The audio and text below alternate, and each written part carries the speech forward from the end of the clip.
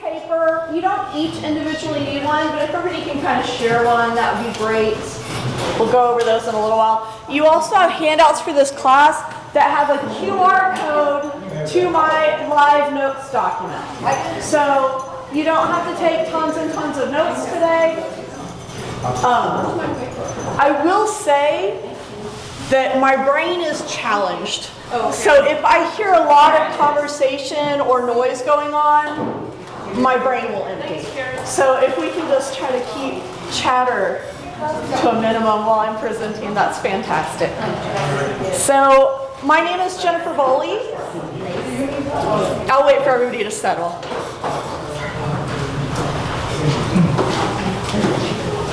So again, on these note sheets that are being passed out, there's a QR code on there. If you scan that QR code, it takes you to the live document with the live links to all of my resources and all that stuff. And just about everything I go over today is going to be on the note sheet. And I'm going to go over a lot today. You know, if it doesn't speak to you, if there's something that you're like, I would never do that, that is fine. Let it fly right out of your heads. If there are some things that you're like, oh yeah, I could implement that, I could try that out this year, then latch onto that and build. You know, get success with one little thing and then build from there to gain that confidence. And I am a pacer. I hope that doesn't bother any of you. So I'll be pacing back and forth. I feel bad for the camera guy. All right, so I'm Jennifer Boley. I am a master naturalist and a master gardener in Hays County. Oh, you know what? I've got my pants tucked into my socks. That is not a fashion statement. That is an anti-chigger statement. So I'm just going to untuck my pants, tuck in my pants, and put on that bug spray, knees down every day. I'm also the founder and director of an outdoor nonprofit called Nature and Eclectic Outdoors. Most people know us as NEO. We started out, and we're sponsored heavily by Texas Parks and Wildlife. We started out doing a lot of outdoor adventure stuff. We have all of the equipment to go backpacking, camping, kayaking, paddleboard, mountain biking. We have a portable archery range. Anything you could possibly want to do outside, we've got the equipment to do it, and we've got the certifications and expertise to do it. I'm also a Knowles wilderness medicine person, so I can keep you alive outside. And we have had to keep people alive, not from our own group, but from other groups who came to things unprepared for what they were going to experience. We pulled one woman out of the Grand Canyon in the middle of the night, whose group had left her, and she had heat exhaustion and went unconscious in the middle of the Grand Canyon, in the middle of the night, with a 12-year-old little girl with her, and our group left her behind. So we got her out, which is why it's good to have wilderness medicine experience if you're doing outdoor stuff. We do a lot of work with schools and underserved communities. We teach a lot of environmental science. We also take kids out on field trips and even multi-day trips. We took a group out to the California Redwoods for a week. We do all kinds of fun stuff. And we do trips all over the country that are very low cost. We don't do anything for profit. Everything is meant to be as low cost or as free as possible so that people have the opportunity to enjoy the outdoors that normally wouldn't. Because we work in a lot of underserved communities, early on we were doing pollinator garden education and helping communities, schools, community gardens develop pollinator programs. But when we were in a community where kids can't eat, we couldn't tell people to build gardens for butterflies when they can't feed their own children. So that's what really drove us into food gardens and food forest work in schools and communities. But all of those food gardens that we work with also have a certified Monarch Way Station pollinator conservation garden component. And we educate people on the importance of pollinators to getting better harvests, higher quality fruit, and all of that good stuff. So we do a lot of stuff.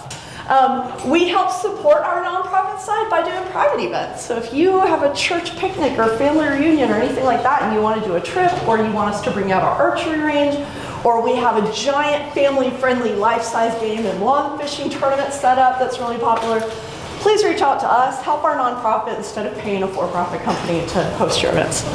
All right, so we are going to dig in. So how many of you guys have never done a fall garden before? Okay. A lot of people, they hit summer, everything dies, and they're like, that's it. I'm gonna regroup and try again next year. So there's no shame in that. We've all been there. But there are some great pros to doing fall gardens. First of all, you have lower temperatures later in the fall, so it's a little bit nicer to be working in the garden, less watering. The plants are less stressed, and when a plant is less heat stressed or drought stressed, it's better able to absorb nutrients and build up its defenses, so your plants tend to be pretty healthy in the fall too. You have stronger root systems and less maintenance in your fall gardens because you're not having to go out constantly and water and check for pests and disease and all that like you do in spring and the height of the summer. Primary cons to fall gardening. We do have unpredictable freezes. We never know when our first freeze is gonna hit. It could hit October, it could hit January. We just never know. So we kind of have to plant and hope for the best and do as much disaster mitigation as possible. And we talk about freezes. The main thing that we worry about is our hard freezes with our fall veggies. Our fall veggies are going to tend to be more cold tolerant anyway, right? So it's really those hard freezes. So less than 28 degrees or more than just a few hours at 32 degrees. So a few things you need to do to start your fall garden. You do need to prep your beds. You need to empty out the last of your summer crops if you're going to do a new full fall garden. So what are our big summer crops that are lasting well through August?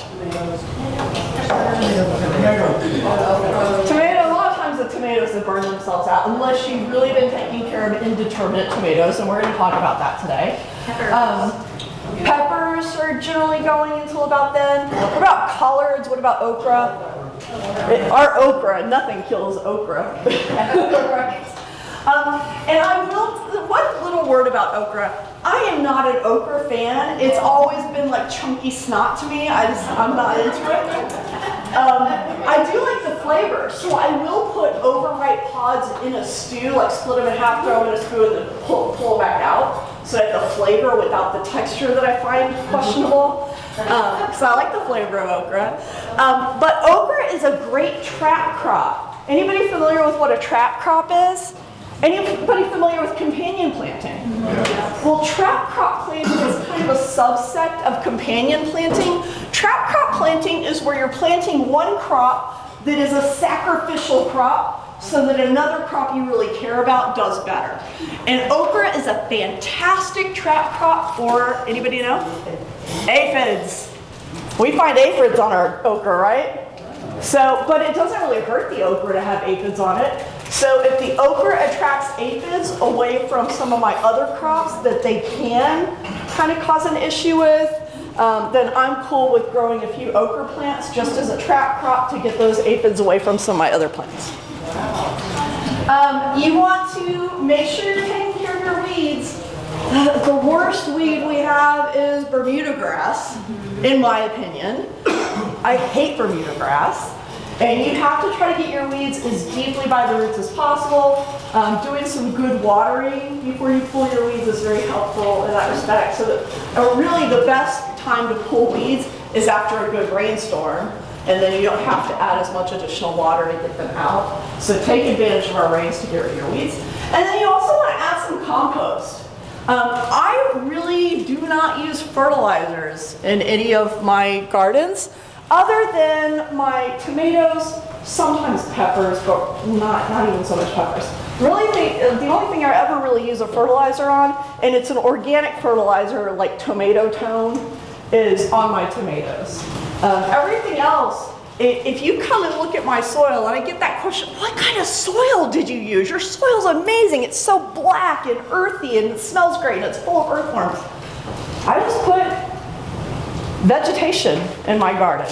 As I'm pulling up something, like if I'm pulling a crop from my garden, I throw it right back in the bed. We do mainly raised bed gardening. Especially, we founded NEO in Houston, and a lot of our work is in Houston. You can't grow, or you shouldn't grow crops in the soil in Houston at all. Because there are so many floods in Houston and so many contaminants, you just can't trust that your soil is safe to grow in. So we always do raised beds in the Houston area, and usually we do it here. Why? Because we have no dirt. We we have is rock. So we do raised beds a lot here too, for another reason. But yeah, we just, like when we harvest our carrots in April or May, cut off the tops, put a trench right in the bed, throw the tops right back in the dirt. And people ask, what kind of compost should I be putting into my dirt? Your dirt needs the same kind of nutrition that we do. We eat the rainbow, right? Your dirt needs the rainbow too. So put all kinds of colors in your dirt, and it's probably going to work itself out. Another thing I was talking about the raised beds is we put like leaves or wood chips in our walkways between our raised beds. About once a year, we pull all of that out and throw that in our garden beds too. More vegetation that has been decomposing as we've been walking on it through the season. And then we just put in more leaves to decompose for the next season's addition to the beds. So, what do we grow in our fall gardens? For those of you who've done a fall garden, what are your favorite crops to grow in the fall? Or at least to start in the fall? Beets, carrots, broccoli. And we're going to spend some specific time on carrots. I am the carrot guru. I have an excellent, in fact, I'm working on a carrot growing pamphlet right now. Nobody does carrots better than I do. Okay, so some of our crops, all of our brassicas, right? What are our brassicas? Throw out your favorite brassicas. Broccoli, cauliflower, Brussels sprouts, cabbage, kohlrabi. If you're not growing kohlrabi, grow kohlrabi. It does so well here. And if you've never eaten a kohlrabi, who here has had kohlrabi? How would you describe the flavor? Oh, I think it's kind of like a bok choy and a radish. I don't know. I just love them. But I eat the tops and I eat the bottoms. I eat all of it. Yes, yes. And you can eat all of your brassicas. You can eat your broccoli leaves, your cauliflower leaves. In fact, before we get a hard freeze in our gardens, we will usually go in and just keep the cluster of leaves right around our head of lettuce or cabbage or broccoli. We strip all the rest of the leaves off the plant and take them to the food pantry, the soup kitchen that's near one of our big community gardens that we're in. So eat the leaves of all of your plants. Artichokes, collards, kale, all those guys do great in the fall. Asian greens, bok choy, pak choy, pat soy, gailan. Gailan is the little Asian broccoli. If you guys have seen that or eaten that before in an Asian restaurant, you'll see the long, skinny, and they have like a couple little broccoli-looking heads at the end. That's gailan. Your Asian greens, if you're not growing them year-round, you're missing out. They grow super fast, instant gratification. They take very cold temperatures, they take very hot temperatures. So just grow Asian green. If you don't feel like doing anything else, just throw Asian green seeds in your garden and watch them go. Their germination rates are great and they take very little care. And then you can do some lettuce in the fall sometimes, mustard green, spinach, all those good things. Your brassicas, root veggies, carrots, beets, radishes, turnips, rutabagas, carrots. Like I said, we're going to spend some time today on carrots and we're going to spend some time today on fall tomatoes.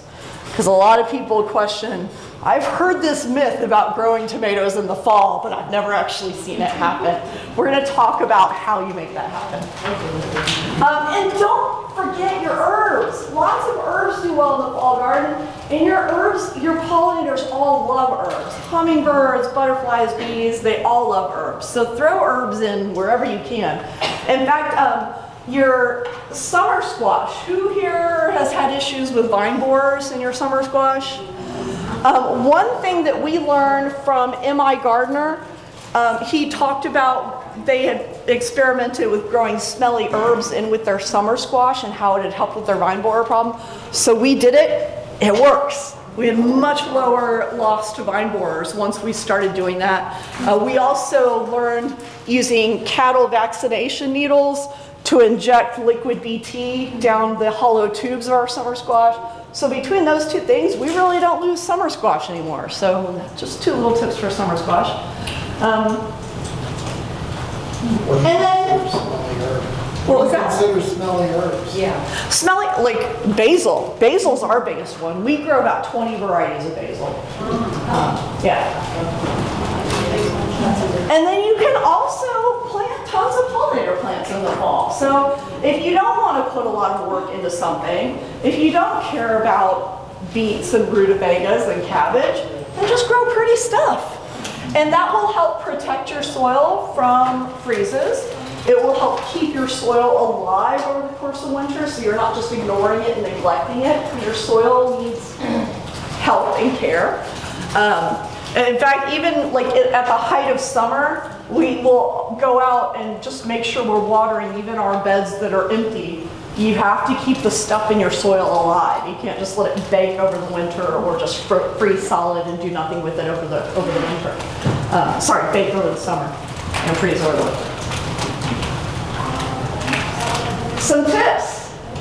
You want to use your planting calendars. So here, which planting calendar do y'all use? Which one is AgriLife under here? Do y'all know? So look for a planting calendar that's for this area.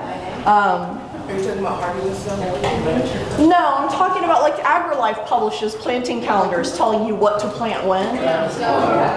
Not every AgriLife county has one though, so you may have to use one from a neighboring county. But you can use your planting calendars are good. Now, they're not fail-safe, and they are not hard and fast, right? So it's giving you under normal circumstances, under average circumstances, these are the best times that are going to give you the highest germination, highest yields, that kind of stuff. I should say I have MS, so I'm a little like clumsy. So when I'm like doing stuff like this, I promise I haven't been drinking. I'm just a little clumsy. I trip over my feet. So use your planting calendars, but you can use them as a guide. So if you're going to be planting something a week after the planting calendar told you, it's not the end of the world. You just may have lower germination rates, so maybe you throw in extra seeds, right? So use it that way. We soak all of our seeds the night before we plant them. All of them. All of them. All of them. That will make the biggest change in your germination rates if you just soak your seeds overnight the night before. And how we do it is we just take, those selected size paper towels, like the half sheet paper towels, put your seeds in, fold it up, wrap it with some painter's tape that says what's in there with a don't write in a pen. We learned that the hard way. Write it with magic marker, or the next morning you just have a bunch of packages wrapped in blue tape and you have no idea what's in them. So magic marker, blue tape, we put them all in a little box, put water in it, make sure they're all damp. Next day, we kind of lay out in the garden and place each packet where we want to plant it and then get them in the ground. But that will really improve your germination rates. You want to make sure that you're spacing your seeds and your transplants that you're planting properly. If you plant things a little bit close together, and we do a lot of square foot gardening, especially in our food production, food desert area gardens. You can plant, your bok choy is going to get that big around, but plant them 3 inches apart and then you just harvest them because they're not poisonous just because they're not their full size. So just harvest them as you need to thin them out. With your carrots, instead of just crimping off all your carrots right off the bat, harvest them to thin them out, right? They can get that big. They're still edible. Eat the carrot when it's this big. Pull it out of the ground, eat it. But make sure that you are giving them, once they start growing, that you're giving them enough space, especially your root vegetables, because the root vegetables don't like touching other stuff. And once they do touch something else, and that could even be like a rock or something hard in the soil, they'll say, oh, I guess that's as big as I'm getting, I'm done. And they'll stop growing. So make sure you're thinning out your root vegetables properly. Now, do I do it every time? No. Sometimes I've got a lot going on. I miss, when I should have really thinned them out originally. Again, do what you can. If you can't, then it's not the end of the world, right? Don't make gardening stressful. Gardening's not supposed to be stressful. If you're planting old seeds, don't throw away your old seeds, just plant more. Throw them all on the ground, right? Their germination rates aren't going to be as good, once they're over a certain age. But who cares? Just throw them in the ground, don't throw them away.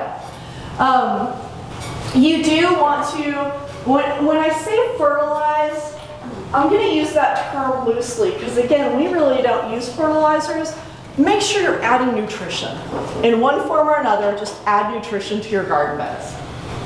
And use mulch to help protect them from freezes and to help protect against moisture loss. So, we still have some pests and diseases in the fall. The best way to mitigate your pest and disease is to have a healthy plant. So when you go out to your garden, just listen to what your plants are telling you. If they're not looking right, if you're seeing some deformed leaves or something like that, you need to investigate, figure out what's going on, and treat it as quickly as possible. Don't let it get out of control before you address things that you're seeing in the garden. Companion planting is a great idea. Planting garlic. So we plant a little, and we have garlic planting parties. And that's just the garlic heads that you buy in the grocery store. Everybody bring a head, split them up, every foot in the garden. We stick a little thing of garlic in it.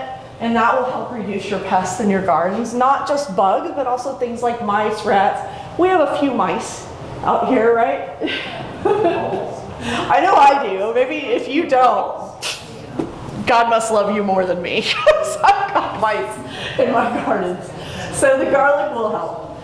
And then organic treatments for pests that you find on your plants or even diseases. Neem oil is kind of a universal catch-all. If you don't know what's going on, throw neem oil on it and pray for the best.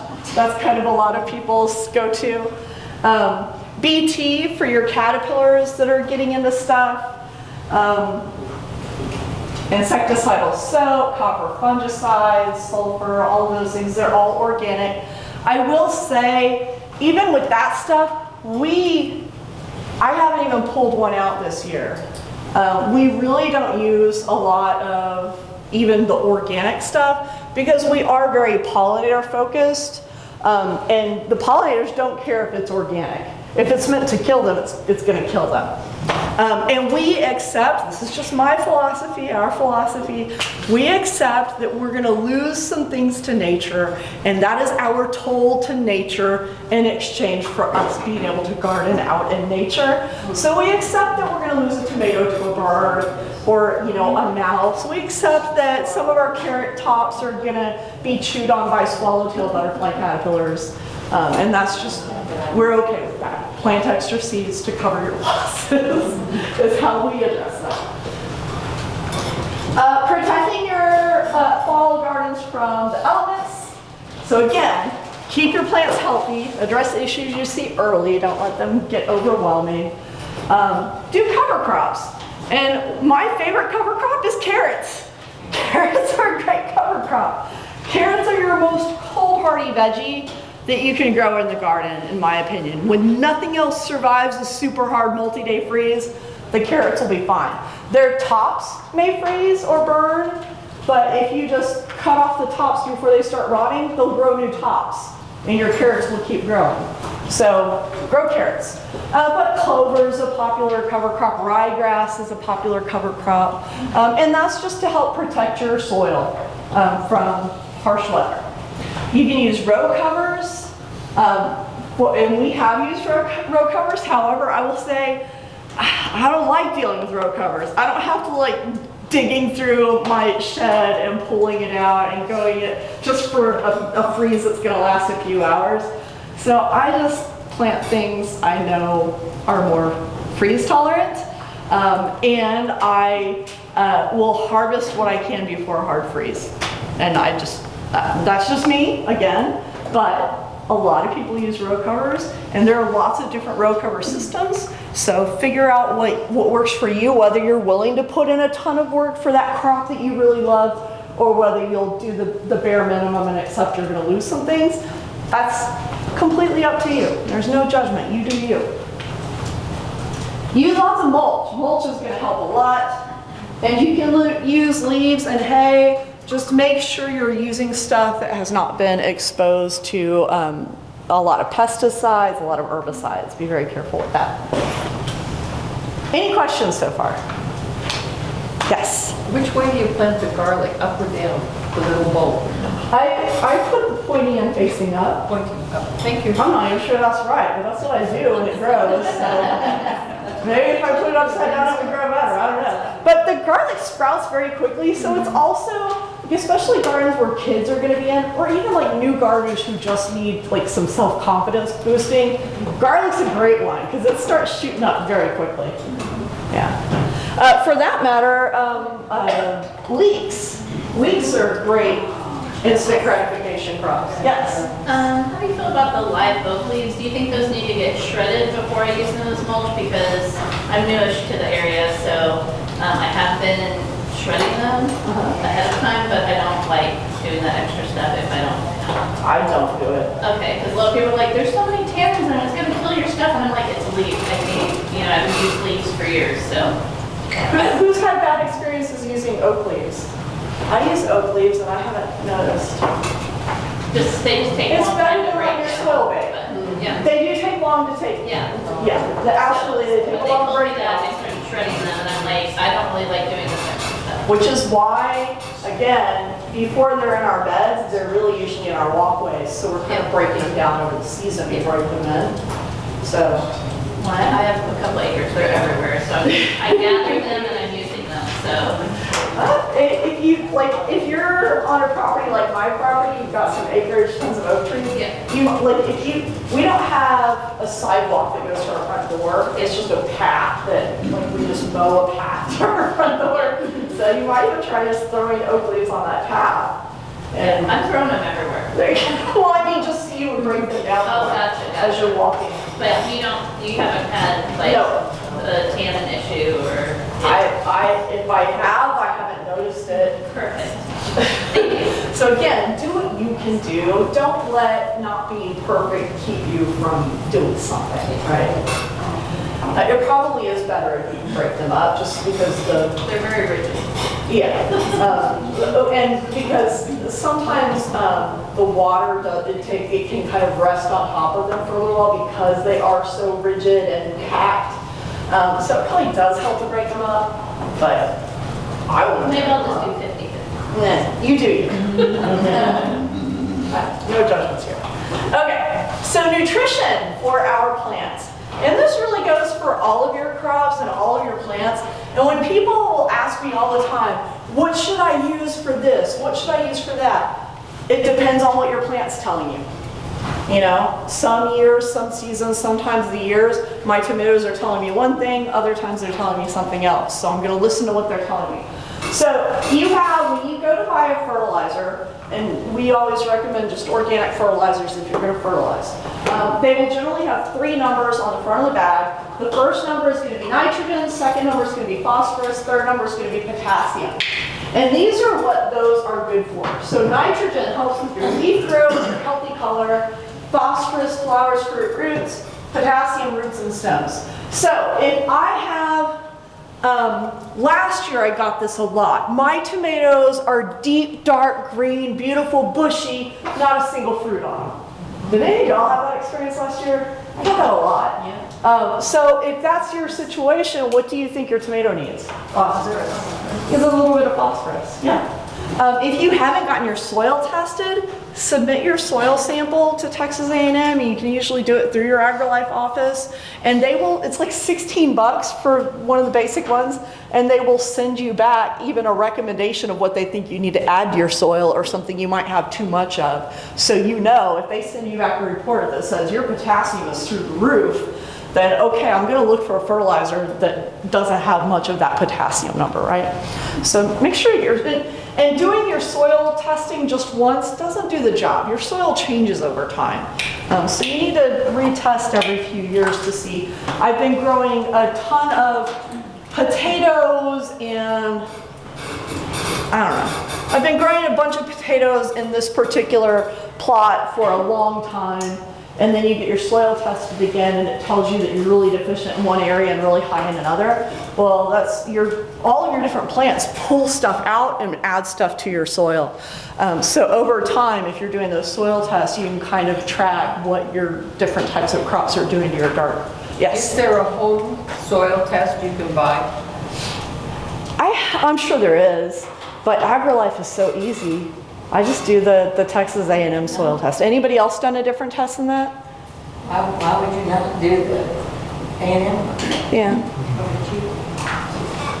Question. Yes. Do you test your raised beds? Yes, absolutely. Especially since we're adding stuff to them throughout the year, we want to see what is that doing to our soil. Yeah. And in Houston, like we want to test and see, you know, have we gotten new contaminants or have we leached something or that stuff too. So absolutely. All right. So organic fertilizers. You have lots of nitrogen rich, lots of phosphorus rich that are easy to get a hold of. All of your mom and pop nurseries will have this kind of stuff. What is it? BioLife? No. What's the Biochar? No, biochar is fantastic, absolutely. But I'm thinking of the fertilizers, the organic fertilizers that come in the little pellets, and they have them like all different. Oh my gosh, I can't believe I forgot the name of it. You guys don't know what I'm talking about, huh? They're made right here in Texas, and they have like different mixes for different types of crops. And they usually they do sell them in bags, but usually you'll see them in canisters at the top. They're all color coded. Anyway, I'll look it up here in a little while. The one thing that you want to be careful of when you're adding fertilizers is manure. So only ever use aged composted manures. And I have people argue that with me all, well, I use goat manure for my neighbor and I've never had a problem. That's fantastic. What happens the year that your neighbor's goats end up getting hoof and mouth? What happens when they get a disease that nobody knows about? What happens when they have a parasite nobody knows about? And now you've exposed your pets, your family, your wildlife, and you're helping to spread this disease. So, or whatever it is, illness, parasite, whatever it is. So only use aged composted manures and try to stay away from horse manures. A lot of times the horse manures have chemicals that will just destroy your garden. So that's the one manure that I just never use at all. And I think most master gardeners would recommend the same. What do y'all think? Yeah, stay away from horse manures. How long do you let it age? At least a year is what I would prefer. Yeah. So it's great if your neighbor has rabbits and you want to use that manure, throw it in a pile in your yard, use it next year, right? Just don't use it right away. Okay. So, remember to water your garden. And this is the first thing, every time somebody says, I have a brown thumb, nothing ever, it all dies, and I can't get anything to grow. And the first thing I always say is you probably don't water your plants. I water my plants every day. I flood my plants. They're sitting under 6 inches of water when I water them. Well, guess what? If you let your soil go dry, in between all those little grains of soil is air. That makes your soil hydrophobic. So when you go to water that soil, the water's just going to sit on top of the soil and not go into the soil. And you're going to think, oh my gosh, I probably killed my plants because I watered them too much. And so how we do our watering, first of all, if we do drip irrigation, we have shutoffs for every bed. Because if you're watering all of your beds the way you water your tomatoes, you're wasting a ton of water. If you're watering all your beds for the way you're growing your beets, you're not using enough water on your tomatoes, right? So we have shutoffs, and you can even get the timers that will turn on certain sections of your garden for a longer time and certain sections for a shorter time, or you can just hand water. So when we're in our gardens and we're hand watering, we'll usually do 2 sections at once, and we'll water this section until it's got water sitting on top. We'll turn to this, water it until there's water sitting on top. And then the first section, slowly that water seeps in. So then we go back and do that one again until there's water on top. And then we go back and forth and back and forth. And your garden, when the water is sitting on top, it will slowly start going in, displacing all of those air pockets between your granules of soil. And then it will start going in faster and faster and faster. And that's when that siphoning, that wicking, science, physics, whatever, comes into play. And then when it starts slowing down again, that tells me, okay, it's displaced a lot of that air. Now I'm gonna put my hands in the soil and see how deep it actually reached. And what you'll find, if you experiment with that, you'll put water in your garden until it's 4 inches on top of it, go away, come back, and all the water is gone. But when you put your hands in the soil, it only watered like the top 1/8 of an inch of your soil. Like it never actually reached your roots of your plants. And that's what I mean when I say you're not actually watering your gardens. You're watering the top 1/8 inch of your soil, and your plants never actually get any water. So make sure you're gonna have to let your manicures go or get better gloves or something, but you gotta put your hands in the soil. Even the moisture meters, they're not as good as my hands. Do not let your soil get crusty, because that's also going to keep your soil from being able to absorb water, or it's going to displace that water, so your water's going to run to a different area than you're trying to water if you let your soil get crusty. So just like scrape it with the rake once in a while, get your hand in there, break it up. We have the handheld cultivator hoe thing, we call him Chopper, and we use that guy more than anything. And we'll just like put little holes in the soil so that the water can get in and keep the soil nice and loose. And then again, just keep weeds in check as much as possible, and you gotta pull them by the roots. So, a big crop that people like to do in the fall is peas. And you've got some peas that do, you've got a bunch of different kinds of peas. Me personally, I do love sugar snap peas. Cow peas, we grow a ton of cow peas. And they're more like beans than peas. But they do so well, they're so drought tolerant, they take so much abuse, and once you start them, you never have to worry about them growing ever again, because their seeds germinate so easily in our soil. They're just fantastic. So start growing cow peas if you're not doing it already. When you're planting your peas, an inch deep, 3 to 4 inches apart, they do want a trellis. They love raised beds, they love nice, well-drained, looser soils. And then we have a bunch of varieties that do really well here. And again, this list is in your note sheet, so you don't need to write all those down. Pink-eyed purple hull, I think that's probably the most common one that's grown in some of our gardens. Carrots! Who here grows carrots? I mean, I'm trying, Okay. but I planted them over the summer and they've been growing. Oh, okay. We're going to talk about that. I keep them in the shade and they're in a container. Okay. Yeah. Fantastic. Who here has had really good success with carrots? Fantastic. So I'm curious, when I go over what I do, I'm curious to get input on what you guys do. Who here has the same level of health in their relationship with carrots as they do with tomatoes? Which for most people, that's a very challenging relationship in this area. No? Nobody's had any problems with carrots? Oh, yeah. Okay. All right. Okay.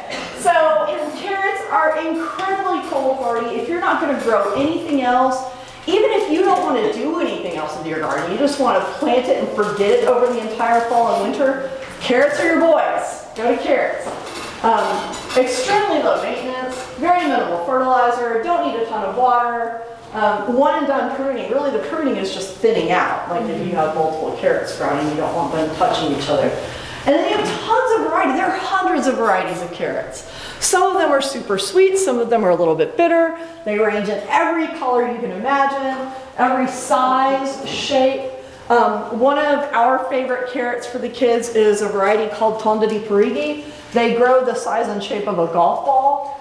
Most people have never seen a carrot like that. But one of the big benefits is you can grow them in very shallow soil. So if you don't have raised beds, but you still want to grow a carrot knowing you've only got 4 inches of soil on your property, you can try the Tonda di Parigi and get some carrots. You do need loose, well-drained soil. You want to add some compost. You want to make sure it's not rocky soil. Again, they're a root vegetable. Carrots do not like touching stuff in the dirt. So if you've got rocks in your dirt, you probably want to grab some hardware cloth, make one of those little frames, and just shake out those rocks. Make sure you get rid of those. Raised beds kind of help take care of that issue. And so the traditional way of planting carrots, and you guys tell me if you're doing something different, you generally have your rows 1 to 2 feet apart, 20 seeds per foot roughly. You're going to thin them out, and then Then you harvest some carrots through the season, but your main harvest is usually like very late March or even April and into early May. Any of you guys do something different from that? I mean, I just threw mine in a pot and watered it, and whatever came up has come up, so. And I don't know when I'm supposed to pull them or anything. Do you know what variety you're I growing? don't. Okay. So, I mean, I just grew so much stuff that, yeah, I don't know which. So you guys tell me if you've ever had this experience, because usually we decide when we're going to start harvesting our carrots. Usually there's a little bit that's above the dirt that you can see, or you might have to just scrape away a little bit of dirt to see. And once it's a certain size around, you start pulling it out. How many of you guys have ever seen a carrot that was that big around and you pull it out, it's like that long? There's a lot of prayer involved in when you should harvest your carrots. There are some things that you can do to help kind of guess how they're going. But yeah, just check the tops when they look about the diameter that your package says they're supposed to be. Then pull one and see what he looks like. Okay. If you leave them in too long, if they're not the size that you want and you're leaving them in too long, they'll start splitting, they'll be more susceptible to pests, they'll be more bitter, they'll be more fibrous. So it's better to harvest early than late. Okay, and no matter what age you harvest them at, they're not poisonous, they're not toxic. They so also grow seeds. it's okay. Yes, if you let them go to seed, then they go to seed. However, just know that if you planted a hybrid carrot, the seeds are not going to produce that same carrot. So that's just how hybrids work. So if you're wanting if you want to collect seeds, then make sure you're growing heirloom, non-hybrid varieties of carrots. Botanical Interest is a great resource for buying all kinds of plants, but carrots, they have a ton of variety of carrots and a lot of organic, non-GMO heirloom carrot What's varieties. that name again? Botanical Interests. Yeah. And you can also, most of the small mom and pop nurseries carry Botanical Interest seeds. So I do my carrots a little bit differently, and I apologize that I'm not walking over here more. I have a hard time seeing, the sun is like right in my eyes when I go over here.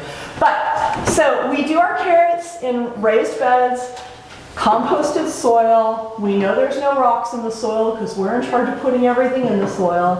I will say though that we kind of do a hybrid ugoculture. Are any of y'all familiar with ugoculture? It's where you're like putting big logs or chunky branches or something and then starting your beds on top of that. So we will dig, like for instance, when we have wood beds that aren't treated, of course none of our beds use treated wood, but your wood beds, if they're all natural, they break down. Every few years you're gonna have to replace them or do something with them. We will break them down, dig a deep trench in our beds and bury the wood in our beds. So I call that hybrid ugoculture because we'll bury wood after the bed is made and it will keep contributing to the health of the soil. We don't use raised rows. We don't use wide rows. A lot of the people that we're teaching about growing crops, they may just have a balcony they're trying to grow some food on. So we have to amend things for that kind of scenario. Everybody should be able to have access to fresh, healthy food, and it's our job to help them figure out how to make that happen in any way they can. We actually do square foot.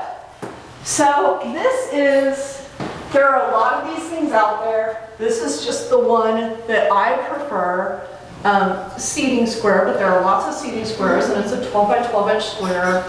It's like $25. And I prefer this one because we have left it out like for months at a time, just in the garden, exposed to full sunlight. Our kids have stomped on them, we stepped on them, we dropped stuff on them, and they're invincible, it seems like. And they have all these little color-coded dots on them. They also come with a color-coded sheet like this. And so we just look for our crop on this sheet. And so for instance, carrots is right here under the red column. So I know I'm going to put this down and use this little tool to make a hole in every red circle, and that's where I'm going to put each one of my seeds. So that's about every 3 inches apart, And the tool even has like an inch depth gauge thing, so you can kind of gauge how deep you're planting. Some people will spread their carrot seeds right on top of the soil, which is fine.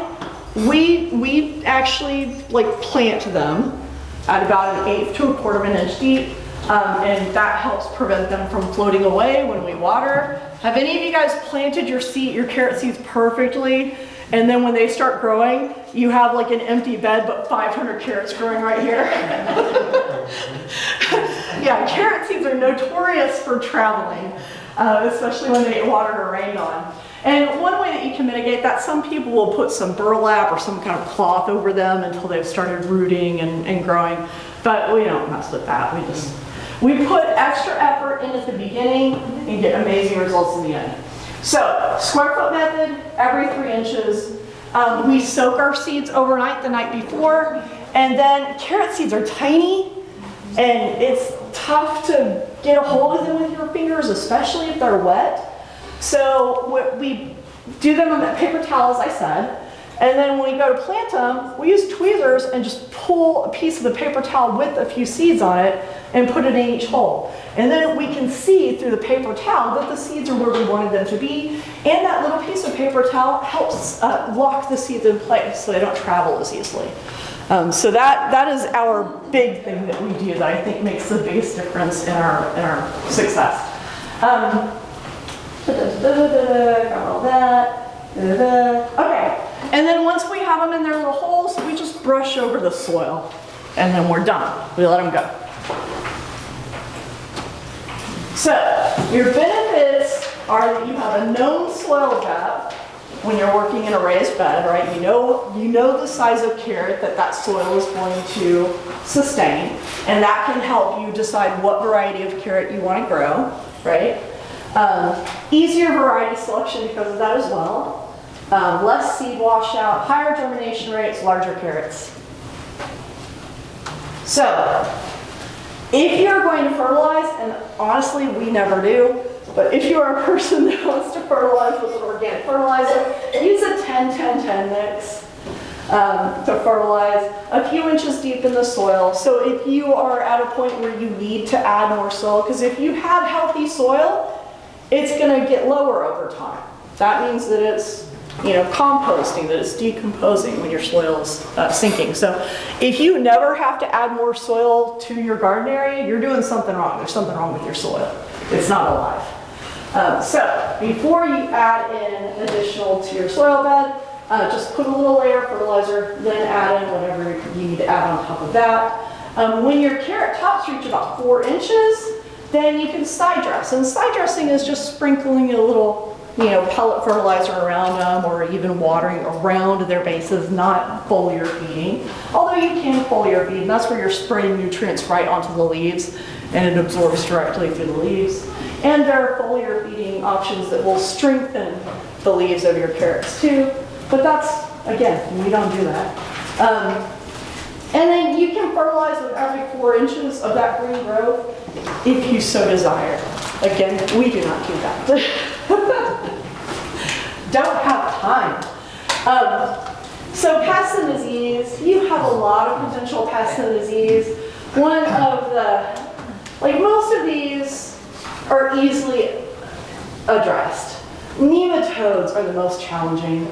If you get nematodes, there are trap crops that you can plant that will attract the nematodes to them. So again, that's that sacrificial crop that you're gonna accept that you're gonna lose so that you have better carrots.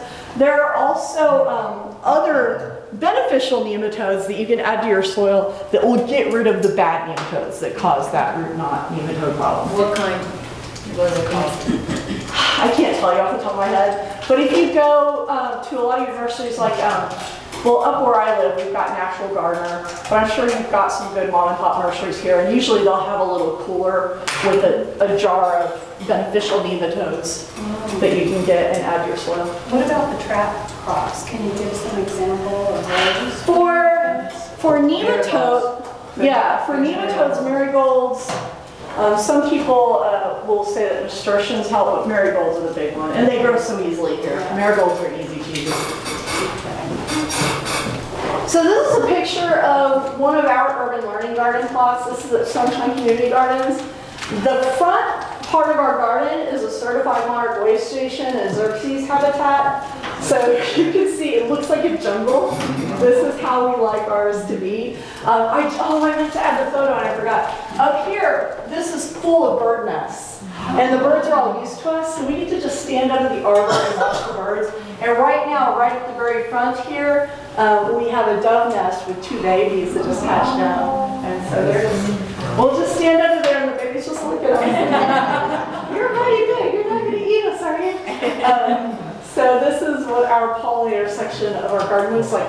But if you look back here, those are tomatoes. Wow. I'm going to talk about our tomatoes. Because some of the old timers in the garden, when they saw what we were doing with our tomatoes, that'll never work. Watch us. And so now I teach the tomato class. So we are very mean to our carrots, and even with that, we get amazing harvests. These all came out of a 4x8 garden bed. Oh my God. Wow. We never watered them. We really just used them as a cover crop. And then in April, we just pulled them all out, and that's what we ended up with. This is this year's crop. You see a lot of colors, a lot of sizes. So, and again, just from this little 4x8 bed that was right behind us there. And so, there are multiple crops that we grow a lot of different varieties, and then we will have a tasting when we harvest, and we invite everybody in, they all taste, they rank their top 3 and their low 3 varieties that they like. So, and then we put out a report. So this is our report from this year for our carrots. So let's see, our winner this year was Scarlet Nantes, but one of our highest rated every year is Purple Dragon. So if you can get your paws on some Purple Dragon seeds, it's a beautiful carrot and the flavor is wonderful. And you can store them. So when you're going to freeze your carrots, just make sure that you blanch them for a few minutes in boiling water, just a few minutes. And that will stop the enzymatic process that makes them start turning rubbery if you just freeze them from straight in the garden. Have any of y'all ever tried that with any vegetable and it's like rubbery when you go to try to eat it?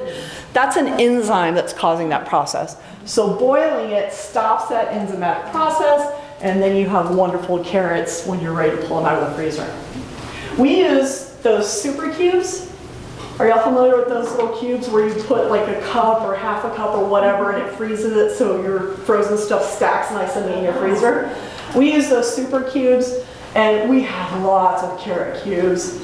And so some of our carrots, once we blanch them, we'll shred them. Some of them we chop them, and so we can quickly add them to soups, stews, whatever.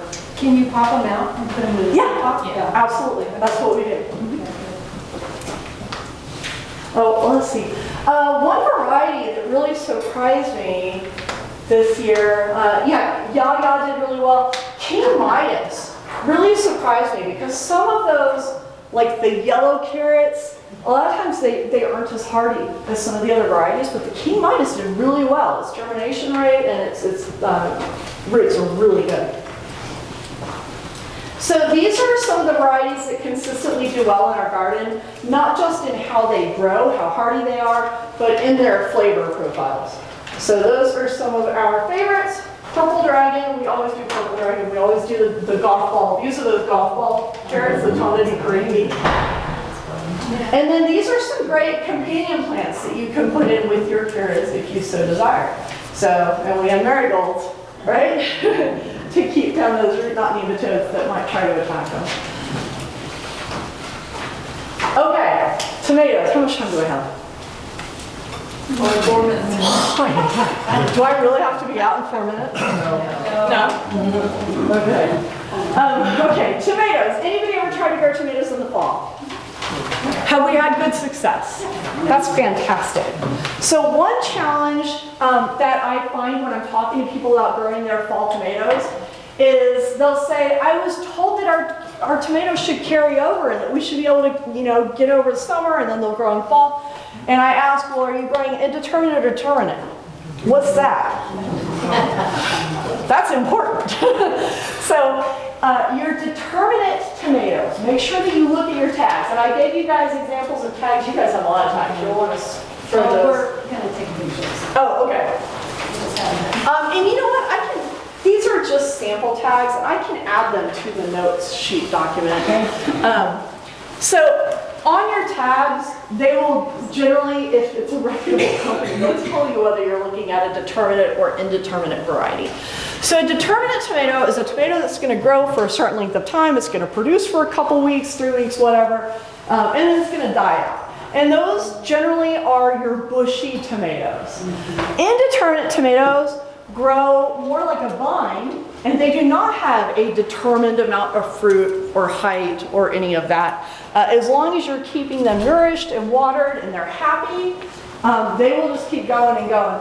Other than freezes. Tomatoes, none of our tomatoes are gonna tolerate any kind of a freeze. So if you know you're having a freeze, call it quits, harvest everything you've got on your plants, call it a day on your tomatoes.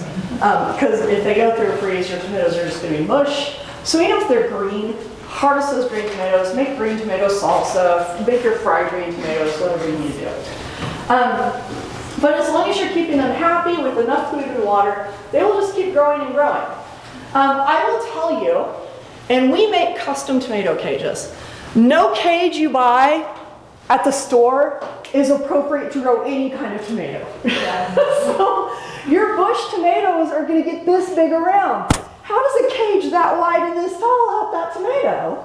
Your indeterminate tomatoes, the ones that we have in our garden right now, are probably a good 18, 20 feet long.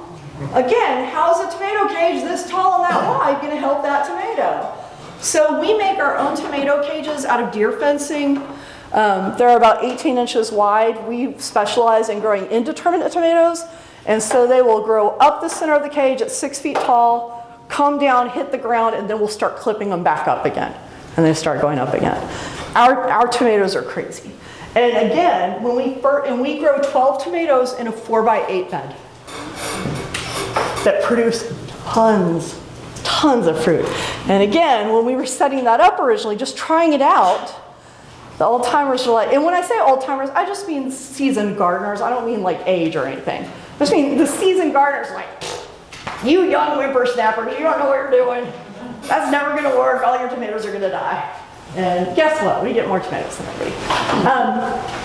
So when you're doing your tomatoes, you have to keep them watered and fed over the summer. Now tomatoes do not like super high heat, so they will stop producing flowers and fruit over the height of summer, right? But you have to keep them alive, because in the fall, when the temperatures start dropping, they will start producing again. They just don't set fruit when it's super hot for the most part. I'll always have some, my tomato. Okay, your magical tomatoes are the exception. It's great that you're getting fruit when it's 114 degrees outside, but that is not normal. So just keep them alive and happy, keep them watered, keep them fed. Let them really work on their root structures and having healthy greens over the heat of the summer, and then tackle them again in the fall. So you want to remove any dead foliage and stems that pop up over the summer. This is one of the reasons why you want to let those tomatoes have some suckers. Suckers are a controversial topic in the tomato world. We'll talk a little bit about suckers. Toward the end of summer, you're going to cut back about 1/3 of your plant, and this is really talking about indeterminate vining tomatoes. Your determinate tomatoes are probably not going to make it over the summer because they're going to burn themselves out. That's just how they work. And then you want to begin treating your tomatoes like you've transplanted them. Even if they're really big, you want to start giving them that care that you would give them when you just transplanted them. You also want to gather suckers and transplant those throughout summer as well. So suckers, friend or foe? Who thinks suckers are a foe? I'm really impressed. A lot of people hate suckers. So suckers, when you're looking at your tomato plant, this is your main stalk. Your leaves go out at a 90-degree angle like this guy. If you have something coming at a 45-degree angle, that is a sucker. And a sucker is basically a clone of the main plant. And tomatoes are a beautiful thing because you see all the little hairs there, little hairs all up and down your tomato plant. All of those little hairs, if they touch moist soil or water, they turn into roots. So tomatoes are not like most of our other vegetables. They will grow roots all over the plant if they're able to. So if you let him get a few inches long, okay, so I've been harvesting black persimmon seeds. I promise my hands are clean. They're just dyed from persimmon seeds. I just noticed how gross my hands were in a seed season. So you will let him grow a few inches long, cut him, put him in water at first. Your water needs to stay very clean though, or else it'll just rot. And the way that I like to do my suckers, I start them in water for a day or two, and then I start slowly adding dirt to the water, and then I end up with a tomato that I haven't disturbed its new roots that it's forming, and it's potted up by the time I'm done in a couple of weeks, right? So your sucker is going to be a clone of that tomato, even if it's a hybrid. So this is the only way you can replicate a hybrid tomato and get that tomato that you loved. If you harvest seeds and plant them, it's not going to be that same tomato plant. It's going to start reverting back to the plants that went into the hybridization of that variety. But a sucker is an exact clone. So, there are some cons to suckers. They can steal some nutrients from your plant and your fruit. They can cause you to have some smaller fruit. They can reduce airflow. So with indeterminate tomatoes, they do require a little bit more maintenance. You do have to thin them out because they'll go crazy if you just let them. Honestly, mine are a bit crazy right now, but you do what you can, right? I'm not going to stress out over it. They're still producing more tomatoes than I know what to do with. And then they can increase the risk of disease because of that restricted airflow that can occur if you're not properly pruning them and thinning them out. The pros, those suckers can save your plant if something disastrous happens to the main plant. So especially when I first plant, I will leave a couple of suckers on early on, and that way if we do get that March hailstorm that we always do the weekend we plant our tomatoes, we get a giant hailstorm it seems like, or if we have leaf cutters come through and chop off the tops of our tomato plants, then I've got a backup. And so if that happened, if this stem got chopped in half or cut off or damaged by hail, then I would just stake this and use him as my main plant from then on. So he's your backup plan if something disastrous happens to your tomato. They can produce additional fruit. So they will produce additional fruit. Now because you've got a lot more fruit, then sometimes the fruit will just be smaller. I'm okay with that. I'm okay with getting 5 times as much fruit that's a little bit smaller than if it had just been a one stem plant that was putting all of its energy into just a few fruit. We talked about the backup clone. All right. So I'm going to show you on this plant if I was buying a plant new to put in a garden, or if I had started a sucker and he looked like this. When I go to plant him, I am going to take off a lot of stuff, and I'm going to show you all a cool tool that I use a lot. This little, and lots of brands sell this. Amazon, $10. If y'all aren't using this for your tomatoes, you're missing out. But it has a little blade on your thumb. They also have ones for your forefinger, and then it's got this little like protector thing so you don't cut yourself, and you just reach in and snip your tomato. And it's super easy. I love these things. So I am going to take off all of this. And you can even see, I have a tiny little sucker right there. Can y'all see him? Teeny tiny little baby, so cute. Okay, I'm going to take out lots of leaves, more leaves. I may even just take off half a leaf. I don't have to take off the full leaf all the time. I'm definitely going to take off any flowers and any little fruit that might be starting. So there's a little flower bunch, it looks like. There's a flower bunch. Take you and you. Are any of you like feeling horrified yet? And that's what I want them to look like, believe it or not. So what did I say about all of my stuff? It'll root. You see how hairy he is? He's super hairy. So I'm going to do what's called a trench planting. Your tomatoes are the greediest plant in your garden. They need tons of food and water. How do they absorb food and water? So if I want this to be a 20-foot tomato with hundreds of pounds of fruit over the course of the season, is this little ball of roots going to do that for me? No. So, and I also don't want to dig a 1.5 foot deep hole. So I'm going to trench plant him. So I'm going to dig a little trench about 8 inches deep, and I'm going to plant him sideways like this. And I'm just going to stake up his little ends. And then I even have my backup clone down here. And I want him to think about nothing but growing roots. And that's why I took off his flowers and any fruit he had, because I just want roots right now. And so then I will have that whole huge root system before he starts putting energy into his plant. And that's going to give me a much healthier, stronger plant that's going to produce a lot more for me over the season. So that's how I would do him as a transplant in the fall. And that's how I do him in the spring too. And in that trench, I put a little bit of that tomato tone or whatever organic fertilizer I use. And once in a while, I'll throw some Epsom salt in there. Epsom salt never hurts anything. I think that's what I do. When would you do that process, that like transplanting process with your tomatoes? So, you don't want to do it at the height of summer. So if you have like a clone that you've taken, a sucker that you've taken at some point, you're going to keep him on a nice porch or even on a sunny windowsill or something, so he's not exposed to the extreme heat and weather that we have. And then it really goes by temperature, and every year it's a little bit different. But I would expect to be able to put him out toward the end of September, maybe. Hopefully, I've been able to baby my plants that are already in the garden to grow. But if I had to do this, I would plan mid to late September. Okay, so these are a bunch of tomato varieties that do really well in this area. If I could not grow any other tomato but one, I would grow Juliets. Juliets are indeterminate. They are about that big. They grow a ton of tomatoes.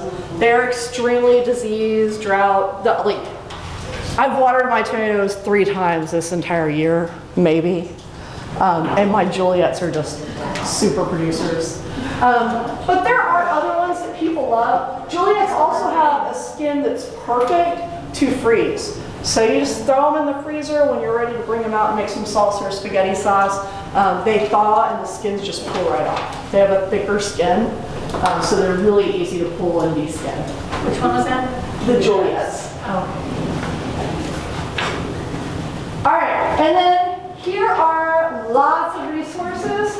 And if you go to the QR code that was in your notes, these are live links that you can use. And I'm going to show you a few books. First of all, I'm super excited.